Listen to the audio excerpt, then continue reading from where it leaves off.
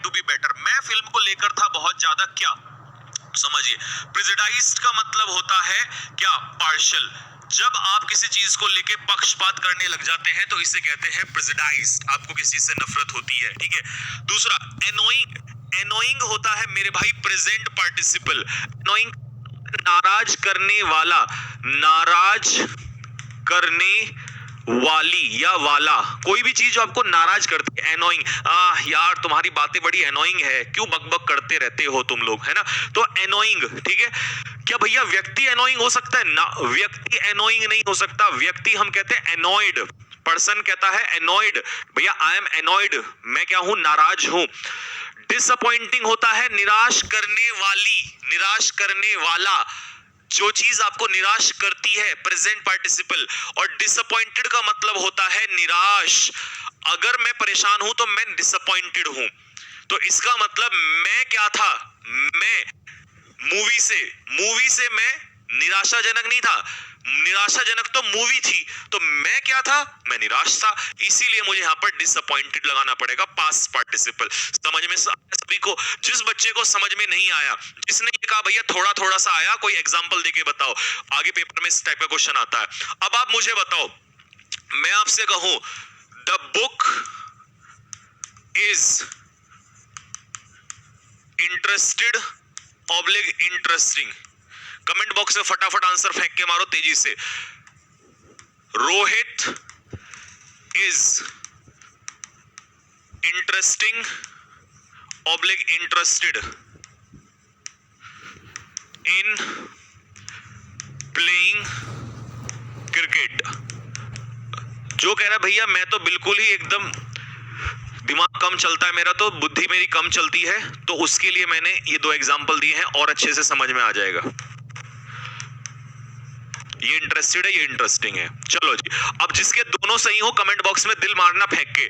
देखो बुक जो है वो इंटरेस्टेड नहीं हो सकती, बुक है जो इंटरेस्ट पैदा करती है, जो इंटरेस्ट देती है, आपको एंटरटेन करती है, तो बुक क्या है, इंटरेस्टिंग है मेरे भाई, ठीक है। रोहित क्या है, रोहित के अंदर वन हु हैज इंटरेस्ट, जिसके अंदर बहुत सारा इंटरेस्ट है किसी काम को करने का, उसे हम इंटरेस्टिंग नहीं कहेंगे, उसे कहेंगे पास्ट पार्टिसिपल इंटरेस्टेड। जिसके दोनों सही हो गए हो कमेंट बॉक्स में दिल मारो फेंक के कि भैया मेरे दोनों के दोनों सही हो गए हैं, मुझे अब इसमें कोई दिक्कत नहीं है। चलिए, इस क्वेश्चन पे एनडीए नहीं लिखा, तो इसका मतलब ये जो क्वेश्चन है आप लोगों का एयरफोर्स या नेवी या इस एग्जाम में आया हुआ, मैंने नाम नहीं लिखा है क्योंकि फिर उससे ना ऐसा सा हो जाता है, अच्छा ये तो एयरफोर्स का एग्जाम है ना, नहीं, बस एनडीए वालों को सेपरेट कर दिया है क्योंकि उनका थोड़ा सा अलग कहानी होती है। अच्छा, मैंने क्वेश्चन प्रेपोजिशन के ज्यादा लिए हैं, अगर सारे लेता मॉडल बेस प्लस आपका टेंस बेस ये सारे, तो उससे क्या होता है ना, फिर बहुत घिचड़ पिचड़ हो जाती है, तो एक टॉपिक पहले पूरा कवर कर लेते हैं, ठीक है जी। चलिए, तो अफ्रेड के साथ फिक्स प्रेपोजिशन क्या आती है, ऑफ आती है मेरे भाई। अफ्रेड ऑफ का मतलब होता है डरा होना किसी चीज से। अगर कल को पेपर में फ्राइटेंड आ जाए, अगर कल को पेपर में फ्राइटेंड आ जाए तो फ्राइटेंड ऑफ समथिंग, किसी चीज से डरा हुआ होना। क्वेश्चन नंबर 3, दे वर एक्यूज्ड थेफ्ट, उनके ऊपर चोरी का आरोप लगाया गया था। कमेंट बॉक्स में मुझे लिख के बताओ, अगर पेपर में चार्ज्ड आ गया तो चार्ज्ड के पीछे क्या प्रेपोजिशन लगाओगे। एक्यूज के पीछे मुझे पता है आपने देखते ही ऑफ मार दिया होगा, चार्ज्ड के पीछे क्या प्रेपोजिशन लगाओगे, फटाफट बताओ। अगर मैं बताता हूं कि भैया आरोप लगाया गया, तो चार्ज के पीछे क्या प्रेपोजिशन लगाओगे, फटाक से बताओ। एक्विट के पीछे कौन सी प्रेपोजिशन लगाओगे, ये भी बताओ। दोनों का आंसर दो मुझे कमेंट बॉक्स में, क्या आंसर आएगा। बहुत बढ़िया, चार्ज के पीछे लगा रहे हैं ऑफ, बेटा चार्ज विद, और एक्विट के पीछे आएगा ऑफ, ये लिखते चलना या स्क्रीनशॉट लेते चलना, ठीक है। ये बहुत काम की चीजें हैं। एनडीए में फिर से ये क्वेश्चन पूछा, आओ। अब जिसने पिछला क्वेश्चन सीख लिया ना, वो इसको गलत ही नहीं कर सकता। देखो कैसे, it was a gap experience, experience person नहीं है, ठीक है। एक्सपीरियंस क्या है, नॉन लिविंग थिंग है, तो क्या यहां पर पास्ट पार्टिसिपल यूज हो सकता है। देखिए, हॉरिफाइड, हॉरिफाई एक वर्ब होती है, उसका पास्ट पार्टिसिपल थर्ड फॉर्म, ये पास्ट पार्टिसिपल है, ठीक है। हॉरिफाइड डरा हुआ, टेरिफाइड डरा हुआ, तो ये दोनों ही पास्ट पार्टिसिपल हैं। तो क्या हम लोग इसके लिए यूज कर सकते हैं, पास्ट पार्टिसिपल यूज कर सकते हैं, नहीं, वो तो कोई व्यक्ति होगा, ही वॉज हॉरिफाइड, ठीक है, तो ये तो नहीं हो सकता ना। तो इसका मतलब होगा हर कोई जब वहां पर शॉक्ड था, तो इसका मतलब ये एक्सपीरियंस कैसा रहा होगा? डराने वाला, डराने वाला मेरे भाई। और डराने वाला तो प्रेजेंट पार्टिसिपल यूज होगा। क्या यूज होगा? Present participle, present participle, present participle इसका आंसर होगा टेरिफाइंग। देखिए वर्ब की, अब कई बच्चे तो ये कहेंगे या आप बता तो रहे हो पर ये प्रेजेंट पार्टिसिपल होता क्या है? अच्छा, डिनाउंसिंग क्यों नहीं होगा? क्योंकि ये तो आलोचनात्मक होता है, किसी की आलोचना करने वाला, क्रिटिकल, और आलोचना का कोई लेना देना नहीं है, क्योंकि एक्सपीरियंस यहाँ पर डरावना है, इसीलिए हर कोई जो है वो बहुत ज्यादा शॉक्ड हो गया। ठीक है, तो कई बच्चे कहेंगे भैया इसका मीनिंग क्या होता है? ये प्रेजेंट पार्टिसिपल, पास्ट पार्टिसिपल, तो मैं आपको बताता हूं, जरा ध्यान से सुनना। अगर किसी वर्ब में थर्ड फॉर्म बना दें उसकी V3, तो इसको कहते हैं पास्ट पार्टिसिपल। मेरे भाई ध्यान से लिखते चलो, अगर किसी वर्ब में ing लगा दे तो उसको कहते हैं प्रेजेंट पार्टिसिपल, प्रेजेंट पार्टिसिपल। क्योंकि हमारे नन्हे मुन्ने बच्चों को पता ही नहीं होता ये क्या खेल चल रहा है। तो भैया वर्ब की थर्ड फॉर्म को पास्ट पार्टिसिपल, वर्ब की ing फॉर्म को प्रेजेंट पार्टिसिपल। भैया हमने तो सुना है वर्ब की फर्स्ट फॉर्म में ing लगता है तो उसे तो जिरेंड कहते हैं, यही फर्क जानना है। जिरेंड नाउन होता है, ये दोनों किसका काम करेंगे? एडजेक्टिव का काम करेंगे। मतलब ये नाउन की विशेषता बता रहे होंगे। किसकी विशेषता बता रहे होंगे? नाउन की। तो ये किसका काम कर रहा है? एडजेक्टिव का। ये भी किसकी विशेषता बताएगा? अब मजा आएगा आप लोगों को। भैया जी ये भी विशेषता बताएगा नाउन की, तो ये भी किसका काम करेगा? एडजेक्टिव का काम करेगा। ठीक है, और भैया जी जिरेंड क्या होता है? जिरेंड जो होता है मेरे भाई वो खुद अपने आप में नाउन होता है। जब वर्ब की फर्स्ट फॉर्म में ing लग जाए तो उसे हम जिरेंड कहते हैं, बट वो खुद ही अपने आप में क्या होता है? वो खुद ही अपने आप में नाउन होता है। तो जिरेंड नाउन होता है और प्रेजेंट पार्टिसिपल एडजेक्टिव होता है, वो नाउन की विशेषता बता रहा होता है। भैया एक कॉन्टिन्यूअस भी सुना है हमने। क्या सुना है? कॉन्टिन्यूअस। कॉन्टिन्यूअस की पहचान होती है वहां पर आप हेल्पिंग वर्ब के साथ इज, एम, आर, वॉज, वर, इसके साथ आप क्या लगा रहे होते हो? ing फॉर्म लगा रहे होते हो, और वो क्या बन रहा होता है? कॉन्टिन्यूअस। अब कोई ऐसा बच्चा नहीं होगा जो ये कहे कि भैया मैं तो बिल्कुल गोबर गणेश हूं और मुझे भी समझ में आ गया है। दिल मारो फेंक के तीनों में क्लियरिटी आ गई हो तो, कि पार्टिसिपल जो है वो किसका काम करता है? एडजेक्टिव का। जिरेंड जो है वो किसका काम करता है? नाउन का। और ये कॉन्टिन्यूअस जो होता है ये क्या काम करता है? इजेमार, यानी कि हेल्पिंग वर्ब के साथ ing, जो कॉन्टिन्यूअस एक्शन शो करता है। ठीक है भाई, समझ में आ गई बात? चलो जी, अब हुई ना बात मजेदार। अब आते हैं अगले क्वेश्चन की तरफ। क्वेश्चन नंबर मेरे भाई, क्वेश्चन नंबर 3 हो गया, 4 हो गया ना, क्वेश्चन नंबर 5। चलो जी आंसर दीजिए। दिल मारो फेंक के कि भैया क्लियर हो गया बिल्कुल। जिस भी योद्धा को क्लियर हो गया हो वो एक बार कमेंट बॉक्स में दिल मारेगा फेंक के कि भैया मुझे एकदम क्लियर है।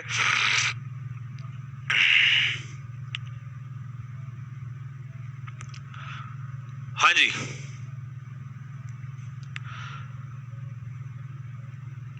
क्लियर हो गई बात? चलो, एलिफेंट्स। अब ये एनडीए में पूछा हुआ क्वेश्चन है। कह रहा है एलिफेंट्स जो हैं वो क्या करते हैं? व्हेन दे परसीव डेंजर, जब हाथियों को ऐसा लगता है कि खतरा मंडरा रहा है या कहीं खतरा होने वाला है, तो वो एक आवाज निकालते हैं। हाथी की आवाज निकाल के दिखाना, ऐसे यूं सूंड करके यूं जब वो ऊपर को करता है, ठीक है, तो हाथी की आवाज निकाल के दिखाओ फटाफट। कैसे करता है वो? जल्दी फटाफट ऐसे यूं करके छिपा के बताओ। तो हाथी की आवाज निकालोगे तो उसकी आवाज होती है ट्रम्पेट। क्या होती है भाई? ट्रम्पेट आवाज होती है। ये किसकी होती है? ये मेरे भाई होती है गधे की आवाज। गधे की आवाज निकालो फटाफट। देख रहे हो एनडीए में भी आवाज पूछ लेता है। ठीक है, ये पूछा हुआ क्वेश्चन है। तो मेरे भाई गधे की आवाज होती है, निकाल के दिखाओ फटाफट। ठीक है, वाइन का मतलब होता है चिल्लाना, रोना, कंप्लेन। ठीक है, रोना, चिल्लाना, चीखना, ये वाइन होता है। ठीक है, शराब वाला वाइन नहीं, वो WIN अलग चीज होती है। ठीक है, कंप्लेन। और सिंग, ये तो भैया तुम गाना गा के दिखाओ जरा, एक गाना गाओ बढ़िया सा। ओ घर आजा परदेसी के तेरी मेरी एक जिंदड़ी, ओ घर आजा परदेसी के तेरी मेरी एक जिंदड़ी। चौहान साहब कह रहा है हैचू हैचू। हो किसकी हैचू हैचू? किसकी आवाज होती है? गधे की आवाज हैचू हैचू होती है? नहीं नहीं नहीं, वो तो घोड़े की होती है। घोड़ा हिनहिनाता है ना, उसकी अलग होती है। She is married, is M R के साथ अगर वर्ब की थर्ड फॉर्म लग रही है तो ये बात बिल्कुल क्लियर है कि ये पैसिव वॉइस है। और हमने आपको पढ़ाया हुआ है, पढ़ाया था भाई, पढ़ाया था अभी इन्हीं रूल में पढ़ाया था कि मैरी अगर पैसिव वॉइस में यूज होता है तो उसके साथ फिक्स प्रीपोजिशन हम लोग टू लगा रहे होते हैं। सातवां, ही इज फॉन्ड म्यूजिक, उसे म्यूजिक का क्या है, शौक है। फॉन्ड के साथ फिक्स प्रीपोजिशन लगती है, फॉन्ड ऑफ समथिंग। क्या तुम में से कोई ऐसा धुरंधर है जो मुझे इस क्वेश्चन का आंसर दे दे कि फॉन्डनेस के पीछे कौन सी प्रीपोजिशन लगती है? अगर आंसर दो तो मैं जानूं कि तुमने ये चीज सीखी हुई है। फॉन्ड के पीछे तो मैंने बता दिया, और फॉन्ड का पार्ट ऑफ स्पीच होता है एडजेक्टिव, ठीक है जी। और फॉन्डनेस होता है नाउन, क्योंकि अरे फॉन्डनेस नेस कहां गया, फॉन्डनेस नाउन, इसके पीछे कौन सी प्रीपोजिशन लगती है? चलो जी क्वेश्चन पढ़ो क्या दिया है, ये इंडिया का क्वेश्चन है। यूनाइटेड नेशंस ने 2020 को इंटरनेशनल ईयर ऑफ प्लांट या प्लानिट हेल्थ, कुछ ऐसा गलत होगा ये कहीं पे, चलो यहाँ पर मुझे प्लानिट हेल्थ शायद लग रहा है क्योंकि 2020 तो कोरोना का साल था, हो सकता है मिस्टेक हो। चलो किसी चीज को कोई नाम दे डिक्लेयर कर दिया तो भाई तो हम अरे तो मैंने तो बोल ही दिया, जब हम किसी चीज को नाम दे देते हैं ना तो टेल नहीं कहते हैं, ठीक है। ये कॉलोकेशन का क्वेश्चन है, रूल नहीं होता, आदेश नहीं दिया। आदेश तो किसी व्यक्ति को देंगे ना। फोरटेल, फोरटेल का मतलब था भविष्यवाणी, नहीं 2020 की भविष्यवाणी नहीं, 2020 को नाम दिया उन्होंने, तो डिक्लेयर करना कहते हैं इसको। अच्छा, फॉन्डनेस के साथ फिक्स प्रीपोजिशन लगती है मेरे भाई, फॉन्डनेस फॉर लगाओ किसी चीज से। मेरा भाई जो है वो पंक्चुअल है but he is late today. चलो जी, इतना पार्ट निगेटिव हो गया कि मेरा भाई जो है वो आज लेट है, बट इतना तो पॉजिटिव है ना। पेपर में अप्रोच कैसे पकड़ना है क्वेश्चन को ये भी देखा करो। मेरा भाई पंक्चुअल है, आज वो थोड़ा सा लेट है, तो यार अगर वो पंक्चुअल है, अब इसमें पॉजिटिव वर्ड ढूंढना है हमें, तो देखो कैसे पकड़ोगे। स्पोरेडिकली का मतलब होता है इररेगुलरली, इररेगुलरली मतलब अनियमित रूप से, अनियमित रूप से, इसे कहते हैं स्पोरेडिकली। तो ये तो यार जब हमें यहाँ पॉजिटिव चाहिए तो फिर नेगेटिव वर्ड कैसे आ जाएगा, ठीक है। बेसिकली प्राइमरीली मतलब मुख्यतः, प्राइमरीली का मतलब होता है मोस्ट इंपॉर्टेंटली, मुख्यतः, मुख्यतः वो पंक्चुअल है नहीं, रूटीन में तो वो पंक्चुअल है, डेली तो पंक्चुअल है, बट आज वो नहीं है। बढ़िया क्वेश्चन है भाई साहब इसका। तो इसका मतलब रूटीन के लिए हम लोग नॉर्मली लगाएंगे। जब हम किसी का रूटीन बताएंगे ना कि भैया डेली तो वो पंक्चुअल है, तो वहां पर नॉर्मली यूज करेंगे कि भैया नॉर्मली, जनरली, बेसिकली लगा रहे हो, बेसिकली इसका आंसर नहीं होगा, ठीक है। नॉर्मली यानी कि डेली तो वो, वैसे तो डेली तो वो पंक्चुअल होता है, बट आज उसने गड़बड़ कर दी है वहां पर। नेक्स्ट, मेरा बेटा ऐसा है वो दूसरों पर ट्रस्ट कर लेता है। अच्छा, बेटा तो कैसा भी हो सकता है, गधा भी हो सकता है ना, घोड़ा भी हो सकता है, कैसा भी हो सकता है, शेर भी हो सकता है। कहते हैं ना मेरा बेटा शेर है, बट वो तो उसकी हरकतों से पता चलेगा। तो यहां पता चलेगा इस क्लॉज में क्या लिखा हुआ है, वो ट्रस्ट कर लेता है। और जो बंदा किसी पर भी ट्रस्ट कर लेता है, देखिए फैलिबल होता है जो गलतियां करे, वन हु मेक्स मिस्टेक, जो गलतियां करे उसे कहते हैं फैलिबल, ठीक है जी। क्रेडिबल होता है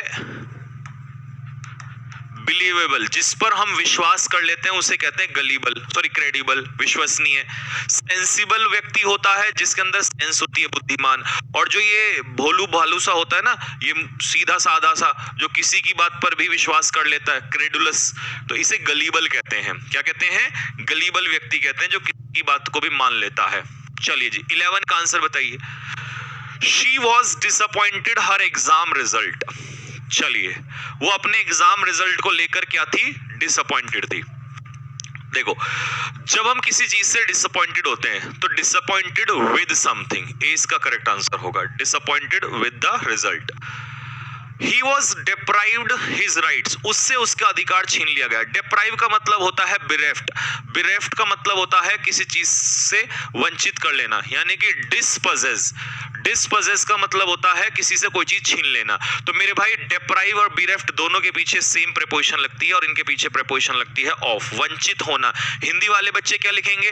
कितने तुम में से ऐसे बच्चे हैं जो हिंदी वाले हैं दिल मारे फेंक के? वंचित होना, किसी चीज से वंचित करना मतलब छीन लेना, है ना। We are grateful your support. अच्छा, अब मेरी बात सुनो, ग्रेटफुल को हिंदी में कहते हैं थैंकफुल। क्या कहेंगे, थैंकफुल, और इसी को हम कहेंगे ऑब्लाइज्ड। इन तीनों का एक ही मतलब होता है। तो मैं 3 वर्ड एक साथ करा रहा हूं, इनके साथ चलता क्या है खेल वो सुनो। अगर हम किसी व्यक्ति के लिए हैं या किसी पर्सन के लिए हैं तो टू आएगा, और अगर हम किसी चीज के लिए हैं, समथिंग, चीज, तो उसको हम कहेंगे फॉर। और इनका तीनों का मतलब ही क्या है, इनका तीनों का हिंदी वाले दिल मारे फेंक के आभारी, क्या कहेंगे इसको, आभारी। क्या कहते हैं, आभारी। अगर आप आभारी हैं, इफ यू आर आभारी, नहीं आभारी तो ज्यादा गलत हो गया, if you are thankful, if you are grateful, if you are obliged, it means you guys are what, आप आभारी हैं। अब वो किसी व्यक्ति का भी हो सकते हैं और आप किसी चीज का भी हो सकते हैं, ठीक है। तो अगर आप आभार व्यक्त कर, यहां पर है सपोर्ट, सपोर्ट तो भाई पर्सन नहीं है, अगर पर्सन नहीं है तो इसके लिए मेरे भाई क्या आएगा, फॉर, इसका करेक्ट आंसर आएगा, ठीक है। अब मैंने पूरी कहानी लिख दी, हो सकता है कल को पेपर में ये आ जाए, हो सकता है कल को ये आ जाए, तीनों में से कोई सा भी आ सकता है। नेक्स्ट आगे बढ़िएगा। Mahatma Gandhi was a lover of humanity, मानवता उन्हें पसंद थी, एंड वो बिलीवर थे in the goodness of human nature. समझ में आ गई बात। तो वो ना मानवता के क्या थे, पुजारी थे, एक तरीके से कह सकते हो। लवर का मतलब यहां पर यही है, ठीक है, ये कहना चाह रहा है। अब बताओ फटाफट क्या आंसर होगा। और वो बिलीवर थे, तो इसका मतलब पॉजिटिव वर्ड आएगा। देखिए, जब आप किसी चीज में बहुत ज्यादा विश्वास करते हो तो आप उसके लिए फर्म बिलीवर होते हो। फर्म का मतलब है कि आप उसमें दृढ़ता से विश्वास करते हो, दृढ़ता से विश्वास करते हो आप उस चीज में बहुत ज्यादा। मैं हनुमान भक्त हूं तो मैं कैसा भक्त होऊंगा, पावरफुल। पावरफुल तो शक्तिशाली होता है, तो शक्तिशाली तो हो ही नहीं सकता। मैं चीयरफुल हूं, हंसता रहता हूं, मौज मस्ती वाला नहीं। मुझे उम्मीद है, नहीं। मैं स्टॉन्च बिलीवर हूं। कैसा हूं, स्टॉन्च। स्टॉन्च का मतलब होता है फर्म बिलीवर, ठीक है जी, जो किसी बात पे अड़िग रहता है, ठीक है, फर्म बिलीवर कहते हैं इसको। Next question number 15। चलिए जी, क्या कह रहा है क्वेश्चन नंबर 15। आई विश, मेरी इच्छा है कि वो मुझे हमारे मिलने से, समझ गए ना क्या कहना चाह रहा है। इसका मतलब इसका खेल कहां छिपा है। एक समझदार बच्चा यहां से क्या सीखा, आई विश। आई विश का मतलब है काश, और जैसे उसने काश कहा, देखो एक अच्छे स्टूडेंट को पता होना चाहिए कि अगर कल पेपर में ये दो चीजें आ गई, वुड दैट या आई विश, तो इसका मतलब होता है काश, और इसके बाद जो सेंटेंस होगा वो अनरियल होगा। रियल तो हो ही नहीं सकता, क्योंकि आप तो काश कह रहे हैं, वो मिली नहीं है पहले, वो कह रहा है काश वो पहले मिल गई होती मुझे हमारे मिलने से पहले, ठीक है, काश। तो मेरे भाई अब सुनो, अब ये अनरियल है तो ये पास्ट होगा, लेकिन क्योंकि यहां ऑलरेडी पास्ट दिया है, पास्ट इंडेफिनिट, और मैंने कल बताया था कि पास्ट इंडेफिनिट का पास्ट क्या होता है, पास्ट का पास्ट क्या होता है, पास्ट परफेक्ट। तो इसीलिए यहां पर इसका आंसर क्या होना चाहिए था, ये होना चाहिए था, देखो ये वाला होना चाहिए था, हैव नोन। हैव नोन का हैड नोन सही होता अगर यहां पर दिया होता, बट उसने चालाकी खेल रखी है, बच्चे को लगेगा हैड नोन, लेकिन ये हैड नोन है नहीं, तो हैव है, तो इसको हटा दो यहां से। दूसरी बात, प्रेजेंट तुम लगा नहीं सकते क्योंकि अनरियल है। अब बच्चा फंसेगा कुछ तो यहां पर, वो लगाया जाएगा थर्ड फॉर्म, और सब्जेक्ट के बाद वर्ब की थर्ड फॉर्म कभी आती नहीं है, तो मेरे भाई इसका मतलब ये भी गलत है। तो इसका सही उत्तर होगा सी, इसका करेक्ट आंसर है अकॉर्डिंग टू द ऑप्शन। लेकिन अगर इसी में ही हमें मान लो ये दिया होता है ना, हैड नोन दिया होता, तो वो हमारा ज्यादा सही होता, ठीक है। बात क्लियर हो गई सभी को। चलो नेक्स्ट बढ़ते हैं आगे, क्वेश्चन नंबर 16। क्वेश्चंस का आंसर का रीजन आपको पता होना चाहिए, ठीक है।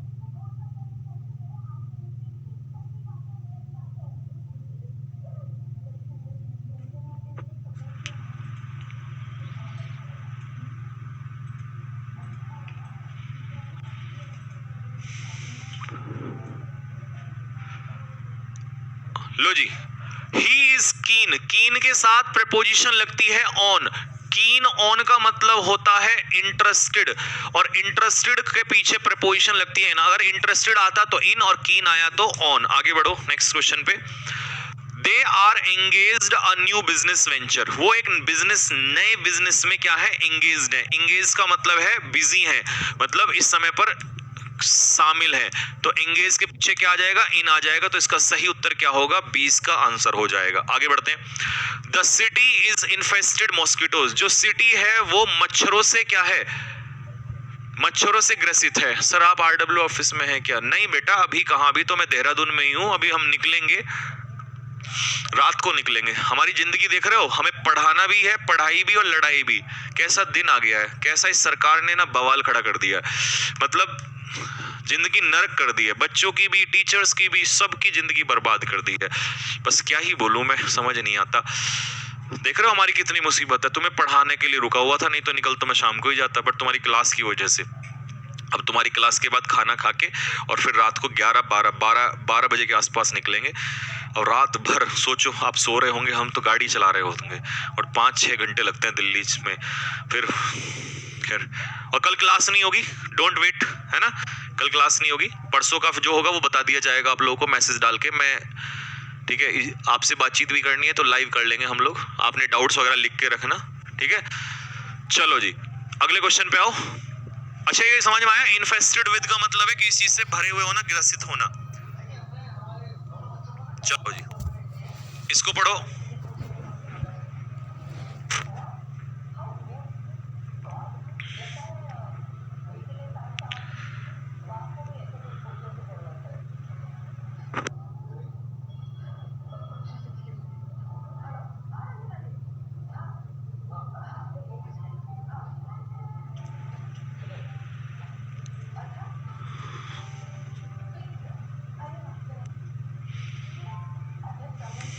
जी, क्वेश्चन को पहले ढंग से पढ़ लो। क्वेश्चन क्योंकि अच्छा है, लेवल वाला क्वेश्चन है, बेहतरीन क्वेश्चन है। एक बार पढ़ लो जल्दी से फटाफट, क्योंकि बिना उसके तुक्काबाजी करोगे कोई फायदा नहीं है।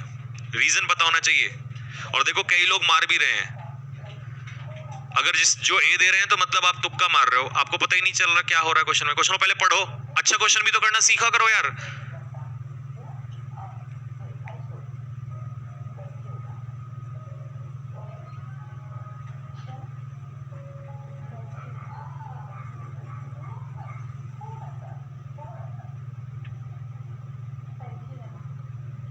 देखो वो कह रहा है जो 20वीं शताब्दी है ना, उसमें जो जलवायु मतलब क्लाइमेट मॉडल्स हैं, ठीक है।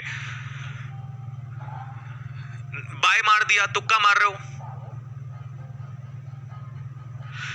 देखो जो जलवायु मॉडल है ना, जिनको एक्सक्लूड कर दिया गया था, the observed that exclude the observed increase, तो उसमें बढ़ोतरी देखी गई किसमें, ग्रीन हाउस गैसेस में, ठीक है।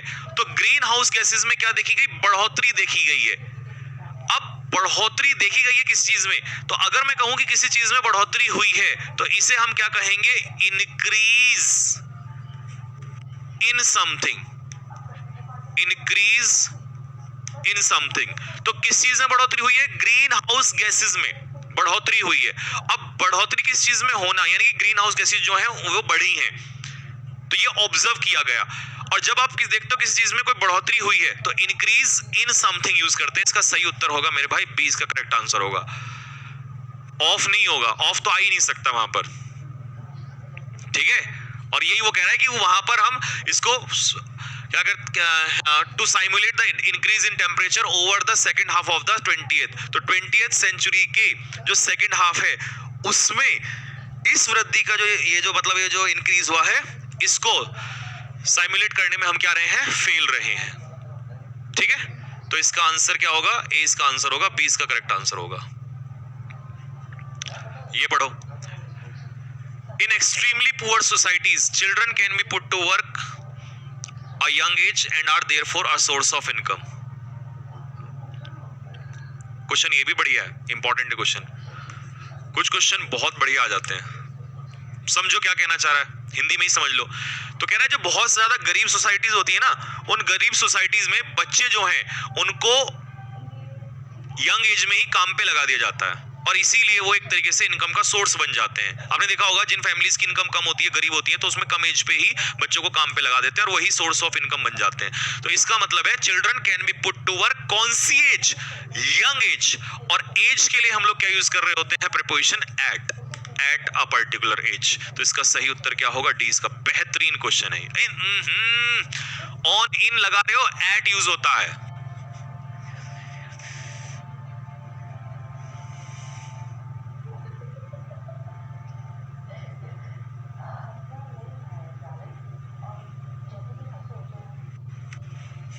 गलत है, गलत है मेरे भाई, गलत है। एट इसका आंसर आएगा। Next, he is immune gap criticism, मतलब उसे क्रिटिसिज्म का कोई फर्क नहीं पड़ता। इम्यून का मतलब होता है अनहार्म्ड। अनहार्म्ड मतलब जिस पर कोई नुकसान ना पहुंचे, यानी कि सेफ। तो उसे क्रिटिसिज्म का कोई फर्क नहीं पड़ता। वो क्रिटिसिज्म से क्या रहता है? इम्यून रहता है, मतलब उसे कोई फर्क नहीं पड़ता। तो ये बताना है। तो इसके साथ भैया एनडीए वाले क्या पढ़ सकते हैं? रुकना जरा, इसको पकड़ना, एक मिनट रुको, मैं पहले आंसर बता दूं जरा। He is immune, immune to something लिख लेना भाई, immune to something. If you are immune to something, चाहे वो क्रिटिसिज्म हो चाहे वो डिजीज हो। If I am immune to corona, तो इसका मतलब कोरोना का मेरे पे असर नहीं पड़ेगा। If you are immune to fever, मतलब फीवर का आप पे कोई असर नहीं पड़ेगा। If you are immune to criticism, इसका मतलब क्रिटिसिज्म पर का आपके ऊपर कोई फर्क नहीं पड़ेगा। तो इम्यून टू समथिंग का मतलब है यू आर सेफ, आपकी पर उस चीज का फर्क नहीं पड़ता है। हाँ, ये कौन सा था भाई? एनडीए के लिए पढ़ सकते हैं। इधर आना जरा,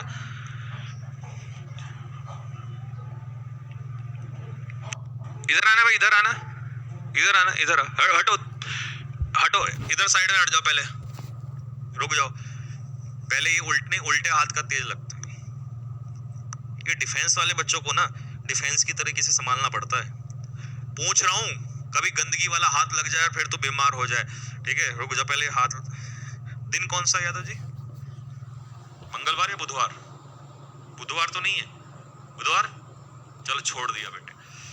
बुधवार के दिन मैं लड़कों को नहीं मारता हूं, क्योंकि अगर मैंने ऐसा सुना है कि अगर बुधवार के दिन लड़कों पे हाथ उठा दिया जाए तो एक गुरु के लिए बहुत नुकसानदायक है।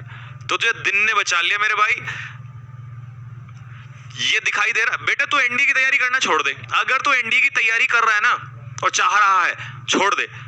अगर तुझे ये लिखा हुआ दिखाई दे रहा है और फिर भी तू ये कह रहा है ना जी एनडीए के लिए क्लास ले सकता हूं, तो छोड़ दे, बर्बाद मत कर, है ना।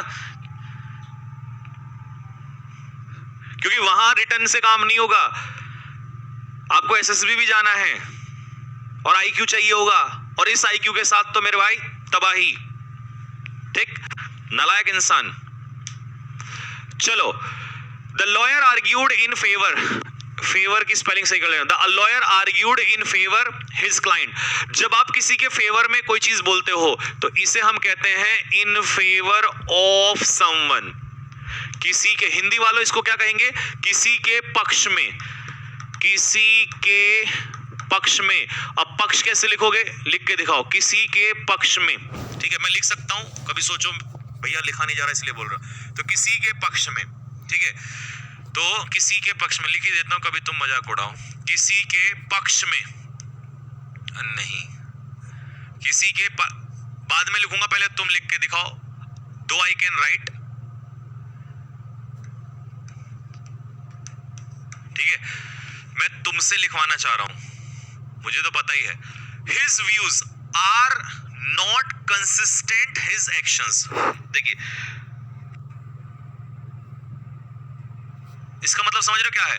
इसका मतलब है कि उसके जो विचार हैं वो उसके, हाँ देखो यही वाला तो मैं कहना चाह रहा था, पता था मुझे ना ये बात, पक्ष में ये वाला, वो तो मैंने ऐसी बेवकूफ बनाने के लिए तुम्हें बोल दिया है ना, क्योंकि मुझे पता है तुम ऐसी बेवकूफ बन जाओगे। पता थी मुझे बात। आप भैया दिल्ली नहीं गए बेटा, अभी दिल्ली निकलेंगे। तो वो कह रहे हैं कि भैया उसके जो, हिंदी वाले इधर देखो, उस कहां गया, उसके जो विचार हैं वो उसके एक्शन से, उसके कार्यों से मैच नहीं खाते हैं। उसके विचार अलग हैं और एक्शन उसके अलग हैं, दोनों चीजें अलग अलग हैं, उससे मेल नहीं खाते हैं। ठीक है, तो भाई कंसिस्टेंट, तो आपको यहां पर प्रीपोजिशन लगानी है। ठीक है जी, तो आंसर क्या हो जाएगा? Consistent with. नेक्स्ट, अगला question. People who are averse, जो लोग हार्डवर्क को पसंद नहीं करते, देख रहे हो, ये सेम क्वेश्चन मेरे से लिखवा के देख लो, पीवाईक्यू की बुक उठा लेना, सेम डिक्टो क्वेश्चन, सेम, बिना किसी बदलाव के एयरफोर्स के एग्जाम में आया था 2020 का, जब कोरोना का 4 अक्टूबर को पहला पेपर मैंने अपनी लाइफ में बच्चों को दिलवाया था ऑनलाइन पढ़ा के। तो ये सेम क्वेश्चन बच्चों ने भेजा था कि भैया एवर्स के पीछे प्रीपोजिशन पूछी थी, तो एवर्स के पीछे फिक्स प्रीपोजिशन होती है, और एवर्स, और ये तो कई जगह पे पूछ चुका है कई जगह पर। तो एवर्स और एवर्जन सेम ही है, बस ये नाउन है और ये एडजेक्टिव है। इसके साथ फिक्स प्रीपोजिशन आती है टू, तो एवर्जन के साथ भी याद रखना टू, ठीक है। तो इसका, और ये एनडीए में भी दे रखा है टू, इसीलिए कहता हूं इंग्लिश सेम ही होती है भैया, ठीक है। नेक्स्ट, अगला आ जाओ।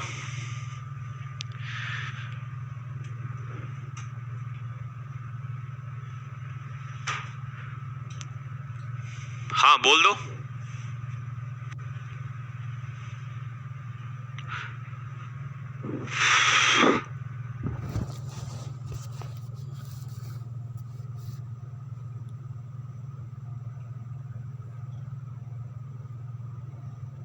भैया रनिंग के लिए कुछ बता दो, बताएंगे रनिंग के लिए। आई हैव नोन हर, मैं उसे जानता हूं, ये क्या है मेरे भाई, प्रेजेंट परफेक्ट। मैं उसे जानता हूं, कब से जानता हूं, एक लंबे समय से, for a long time. For a long time क्या है, period of time, period of time. और पीरियड ऑफ टाइम के साथ कौन सी प्रीपोजिशन आती है, फॉर आती है, फॉर अ लॉन्ग टाइम। तो इसका सही उत्तर क्या होगा, बी इसका करेक्ट आंसर होगा। देखना किस किसने बी लगाया है।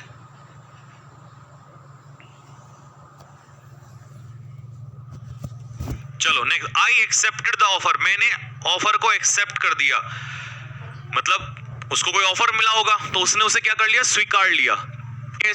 लेकिन स्वीकारा तो, बट कुछ कंडीशंस थी उनके बिहाफ पे, सर्टेन कंडीशंस के बिहाफ पे। समझ में आया? यानी कि कहने का मतलब हिंदी में वो ये कहना चाह रहा है कि उसने प्रस्ताव को स्वीकार लिया कुछ शर्तों पर, तो इसके लिए प्रपोजिशन यूज करते हैं ऑन सर्टेन कंडीशंस, मतलब ऑन कंडीशंस, कुछ शर्तों पर। तो ऑन सर्टेन कंडीशन मतलब कुछ शर्तों पर, ठीक है। They are contemptuous his rude behaviour, मतलब इसका समझे हो मतलब क्या निकल कर आएगा।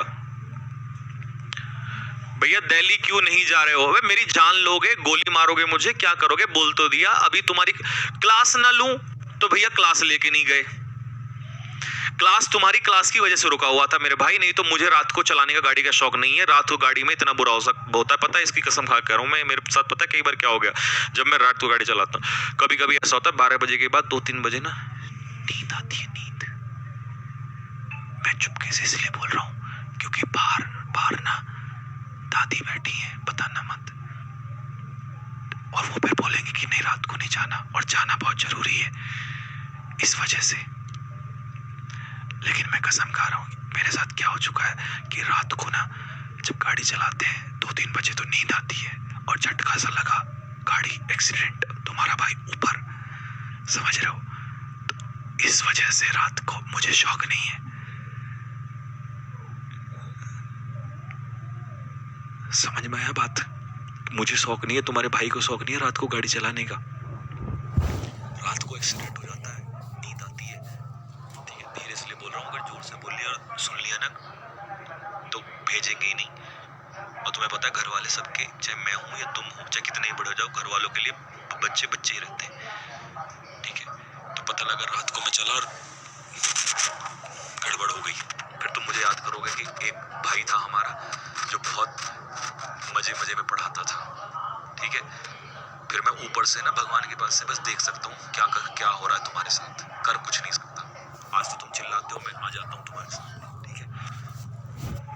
चलो, कंटेम्पचुअस के साथ क्या प्रीपोजिशन लगती है, ऑफ। बताना मत किसी को हमने क्या बात करी, ठीक है। कंटेम्पचुअस के साथ of. The government is committed gap improving health care services, सरकार जो है वो कमिटेड है। देखिए कमिटेड जब हम किसी चीज के प्रति होते हैं तो कमिटेड के साथ प्रीपोजिशन लगती है टू, तो इसका सही उत्तर होगा A, committed to. Next, she is a woman humble origin, तो वो कैसी महिला है भैया, बताना जरा, बताओ जल्दी से। हाँ फिर गाना गाओगे, चला गया चांद छोड़ के।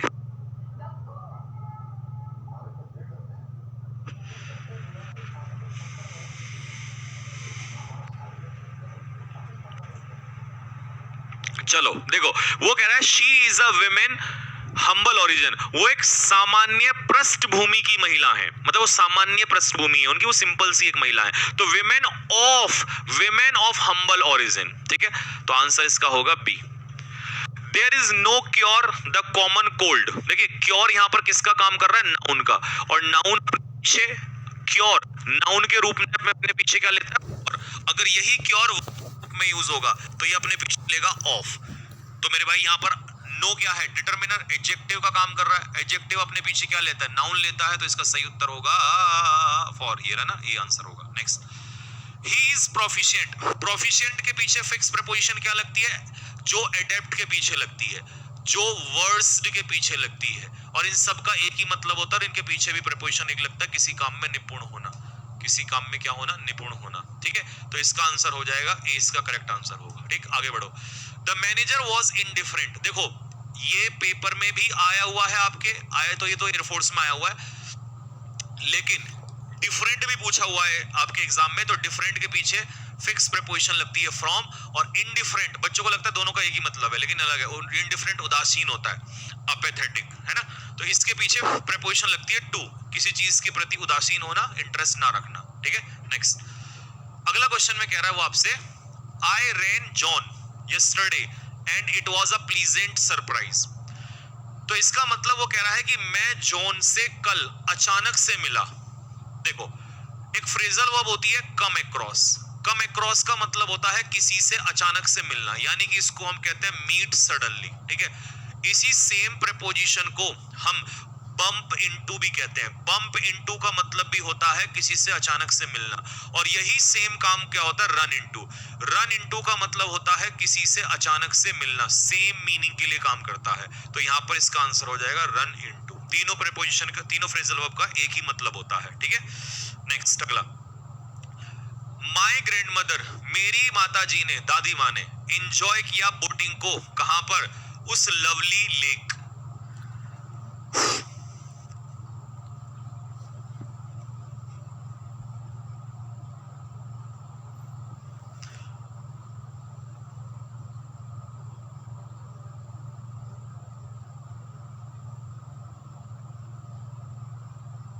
क्या मिल गया,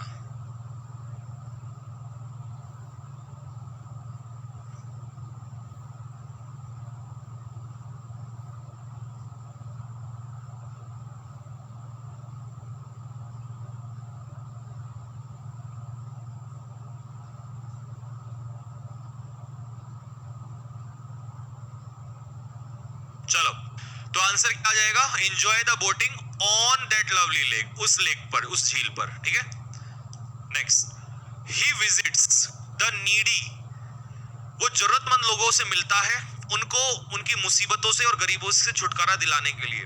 तो रिलीव के साथ प्रीपोजिशन पूछ रहा है, रिलीव समवन ऑफ समथिंग, किसी को किसी चीज से राहत की सांस दिलाना, इसके पीछे रिलीव का आता है preposition of. Relieve someone of something, किसी को किसी चीज से राहत दिलाना।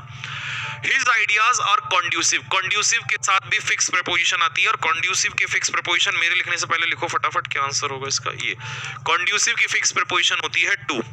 conducive टू का मतलब होता है किसी चीज के लिए बेनिफिशियल, लाभदायक। Next, the principal was insistent. देखो एक वर्ड होता है इंसिस्ट, और इंसिस्ट के पीछे प्रीपोजिशन आती है ऑन, और इंसिस्टेंट के पीछे प्रीपोजिशन सेम आती है ऑन, किसी बात पर क्या डालना, जोर डालना।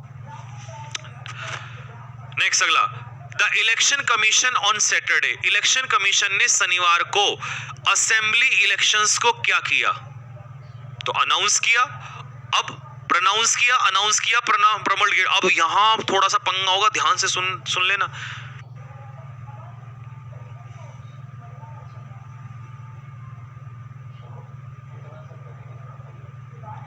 यानी कि हिंदी में इसको कह रहा है घोषणा की।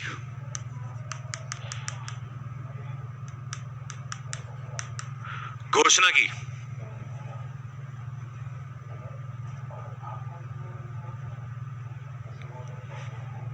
ठीक है जी।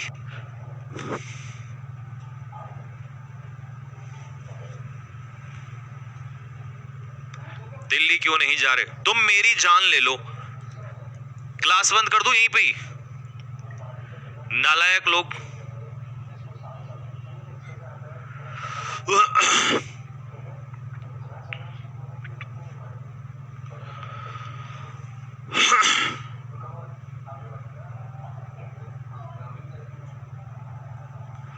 बताओ जरा, इश्यू का मतलब होता है जारी करना, इश्यू का मतलब है जारी करना,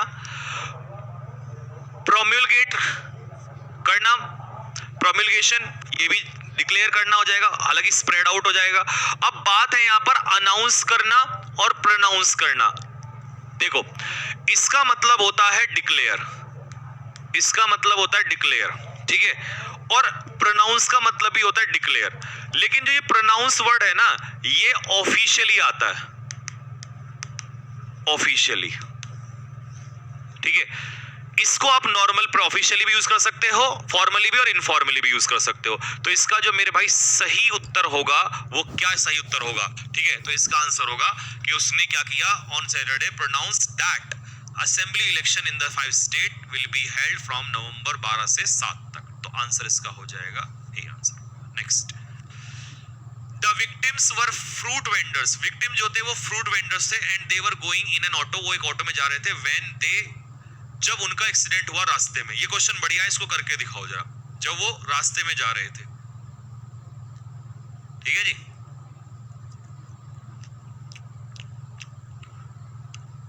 भैया 485 के फैमिली, टेंशन ना लो, 1 मिलियन होगी ना तब तुम्हारी पार्टी करूंगा मैं।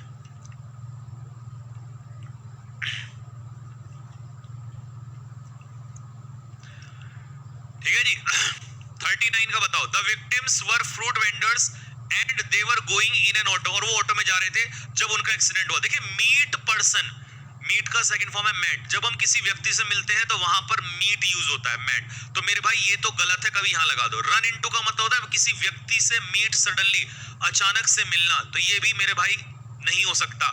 Meet with accident, meet with accident का मतलब होता है किसी का एक्सीडेंट होना, ठीक है, किसी का एक्सीडेंट होना, इसे कहते हैं मीट विद एक्सीडेंट। ए इसका करेक्ट आंसर होगा, ये भी बेहतरीन क्वेश्चन था। Next, the author was renowned, renowned का मतलब है नोन, और नोन के पीछे जब आप किसी चीज के लिए जाने जाते हो, किसी चीज के लिए फेमस होते हो, तो वहां पर क्या प्रीपोजिशन लगाते हैं, फॉर लगाते हैं। तो known for something, famous for something, वो अपने लिटरेरी वर्क्स के लिए जाना जाता था।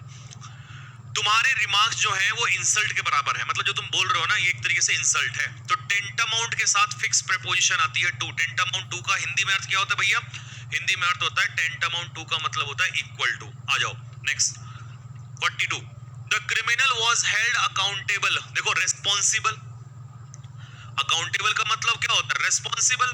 अगर आप किसी व्यक्ति का जवाब दे रहे हैं समवन, तो उसके लिए आप लगाएंगे टू, और किसी चीज का दे रहे हैं तो फॉर समथिंग। तो इसका आंसर हो जाएगा एक्शन के लिए फॉर, कहां है ये रहा ना, हाँ, सी इसका करेक्ट आंसर होगा, क्योंकि यहाँ पर एक्शन आ गया ना, और एक्शन के लिए तो फॉर आता है, ठीक है। ही इज एवर, देखो आ गया ना फिर से, एनडीए में ना ये एयरफोर्स वाला ये क्वेश्चन था, देखो, तो एवर्स के साथ टू आता है, ठीक है, टू, एवर्स टू, नापसंद करना किसी चीज को।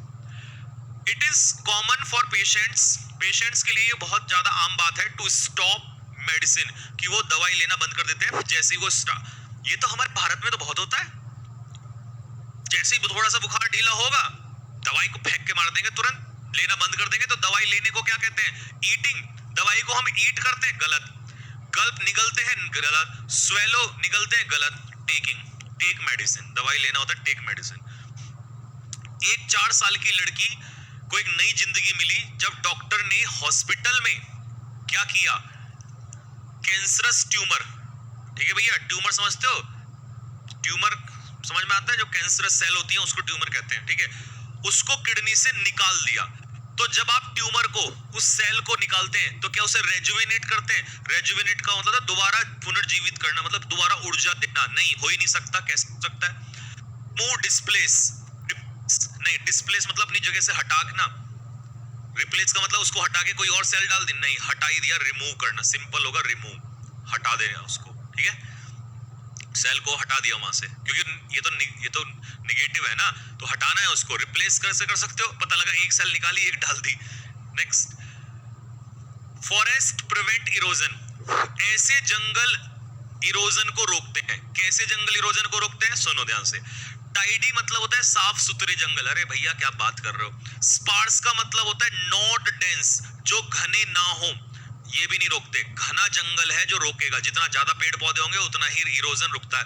इरोजन को हिंदी में क्या कहते हैं, इरोजन को कहते हैं हिंदी में depletion of soil, this is called erosion. But ये हिंदी में इंग्लिश में हुआ, हिंदी में इसको कहेंगे इरोजन होता है मिट्टी का, इरोजन इज डिप्लीशन मतलब मिट्टी का कटाव, सही लिखा है आपने। तो भैया जो मिट्टी का कटाव है ना, जो इरोजन है, इसको कौन रोकते हैं, घने जंगल, डेंस फॉरेस्ट इसको रोकता है। जितना ज्यादा घना जंगल होगा उससे इरोजन रुकेगा। पेड़ पौधे कट रहे हैं तभी तो इरोजन हो रहा है, मिट्टी का कट के बह जा रही है, ठीक है। 3 people वर अरेस्टेड, 3 लोगों को अरेस्ट किया गया और एक इलीगल हथियार यूनिट, आर्म्स यूनिट जो है वो पाया गया पुलिस के द्वारा इन अ रेड। देखो पुलिस ने मारी रेड मार दी तो इतने लोगों को तो अरेस्ट कर लिया। वहां जो मिला वो क्या था, रिवील का मतलब तो सीक्रेट्स को, रिवील का मतलब होता है डिस्क्लोज, और वो किसी सीक्रेट को, इंफॉर्मेशन को रिवील किया जाता है, तो इसको तो हटा दो। सर्च का मतलब है ढूंढना, वो ढूंढ नहीं रहे थे, रेड तो पड़ चुकी है, तो रेड पड़ने के बाद जो मिला, पाया, सर्च का मतलब पाया थोड़ी होता है, ये तो ढूंढना होता है, तो ये भी नहीं हो सकता।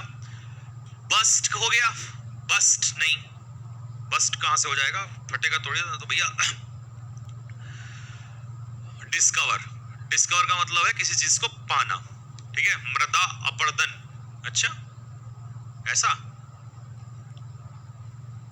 चलो नेक्स्ट, अगला। एक महिला गॉट इनटू द कार, वो कार में जो है बैठी और वहां से उसको गाड़ी को चला के ले गई। देखो ब्रेकडाउन का मतलब होता है इमोशनली टूट जाना, ये तो हो नहीं सकता, ठीक है जी। तो गाड़ी में बैठ के जब आप उसको चला के ले जाते हैं, इसका सीधा सा आंसर हो जाएगा ड्राइव ऑफ।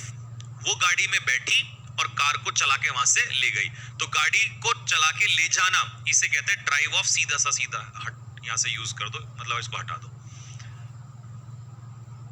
ठीक है भैया। सर एप्लीकेशन पे फुल मॉक टेस्ट दे दो, मॉक टेस्ट बेटा 10 तारीख से स्टार्ट किया है। भैया आपने जॉब क्यों नहीं ली, जब आप अभी तुम्हें हमारे बारे में पता नहीं है, तुम अभी नए हो बेटा। The lecture was not interesting, lecture interesting नहीं था। इनफैक्ट वास्तव में मैं बीच में ही, जब इंटरेस्टिंग नहीं होगा तो मैं सो गया, और सो गया तो मैं भैया टेल ऑफ नहीं, पुट ऑफ नहीं, डोज ऑफ हाँ, कॉल ऑफ कैंसिल नहीं। तो डोज ऑफ का मतलब होता है स्लीप, बोर हो जाना। जब आप बोर होके सो जाते हो तो इसे डोज ऑफ कहते हैं, ठीक है। ऐसे ही हो ना, तो इसे डोज ऑफ कहते हैं, ठीक है। चलो, ना टेल ऑफ होगा, फटकार लगाया जाएगा, ना ही आपका फुट ऑफ होगा, पोस्टपोन कैंसिल नहीं, कुछ नहीं होगा। पुलिस को डाउट हुआ कि जो मर्डर है वो उसके रिलेटिव्स ने किया। किन का मतलब होता है रिलेटिव, किन का मतलब होता है रिलेटिव, यानी कि सगे संबंधी के द्वारा हुआ है। तो डाउट होना, देखिए एडमिनिस्टर का मतलब होता है किसी को या तो ड्रग्स देना या शपथ दिलाना। मैनेज, अफोर्ड, सस्पेक्ट, सस्पेक्ट का मतलब होता है डाउट होना। कैसा लगा आज का सेशन, कमेंट बॉक्स में लिख के बताओ जरा फटाफट। और एक क्वेश्चन इसको जरा ध्यान से समझ लो, ये मैं जल्दी में थोड़ा सा गड़बड़ मार दी, पूरा एक्सप्लेन कर देता हूं, सुनिए। अनाउंस और प्रोनाउंस, देखिए प्रोनाउंस का मतलब होता है to declare officially, declare officially, जब आप किसी चीज को ऑफिशियली डिक्लेयर करते हैं। लेकिन ये होता है जब आप किसी को पेनल्टी वगैरह दे देते हैं, ठीक है, या कोई सजा दे देते हैं, ठीक है, तो उसके लिए आप इसको यूज करते हैं स्पेशली। तो यहां पर ना ये उल्टा कर दिया था मैंने, तो अनाउंस इसका आंसर होगा, क्योंकि वो इलेक्शंस की यूज के लिए बोल रहा है। तो अनाउंस, इस elections are announced and it's sorry for that, ठीक है। चलो जी, तो बाकी सब ठीक है भैया, ये थोड़ा सा हमने जल्दी कर दिया, तो ऑल आर फाइन। अब ये क्वेश्चन आप पीडीएफ से निकाल लेना, ठीक है। आपको ये पीडीएफ मिलेगी रिपीटर्स बैच के अंदर। जो नए बच्चे हैं उनको बता दो, कैडेट डिफेंस एकेडमी से आप ये बैच जो है ज्वाइन कर सकते हो।